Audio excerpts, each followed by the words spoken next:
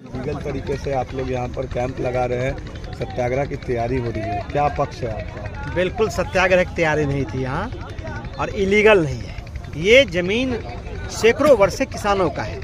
गंगा जी जब ज़मीन को काटता है तो गंगा में चला जाता है, फिर जैसे निकलता है तो ये किसानों की ज़मीन हो जाता है। और उन किसानों से हम लोगों ने एग्रीमेंट किया, फसल का मुआवजा दिया, फिर उन्होंने हमको अनुमति पत्र दिया और हम इस पर रहने का एक छोटा व्यवस्था बना रहे थे। सवाल है कि प्रशांत किशोर जी जब रहते थे, पटना में रहते थे, तो वहाँ जाम लगा रहता था, बड़ी भीड़ आती थी।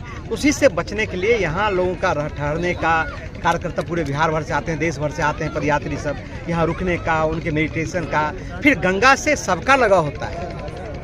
नरेंद्र मोदी जी भी आप देखेंगे बनारस से शुरू किए, तो प्रशांत जी गांधी मैदान से शुरू किए, फिर गंगा के पास से, गंगा से पूरे हर व्यक्ति का लगाव है।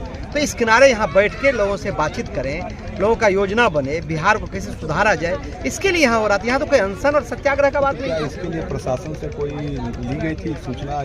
भाई जब हम घर बनाते, मतलब जब हम रहने का व्यवस्था कर लेते, प्रशांत जी यहाँ आते, तब एक सूचना हम सिर्फ देते। इसमें अनुमति लेने की आवश्यकता कहाँ है? हमारा जब जमीन है, जब किसान हमको दिया है, तो हमारा छोटा व्यवस्था हो गया है, इसमें अनुमति की आवश्यकता नहीं है। मुझे लगता है कि नीतीश कुमार इतने दबाव में है, इतनी डर गई है प्रशांत किशोर जी से और इस छात्र आंदोलन से, और जो ये 18 साल में जो उनका कर्म और जो रहा है और सफलता रहा, उससे इतना डर गए हैं कि प्रशांत जी उनको रात में भी भूत जैसा लगते हैं। लेकिन एडमिनिस्ट्रेशन की तरफ से कहा जा रहा है कि ये जमीन गंगा की है और उसके बाद गवर्नमेंट की जमीन हो जाती है। मैं आधिकारिक तौर पर जो प्रशासनिक अधिकारी है वो इस तरह, मैं जिला प्रशासन को चुनौती देता हूँ, यदि ये जमीन सरकार का है तो जो इतना फसल लगा हुआ है हजारों हेक्टेयर में, वो किसके पास जाता है? वो किसान के पास जाता है ना। ये जमीन किसान का है, ये दूसरे का नहीं है।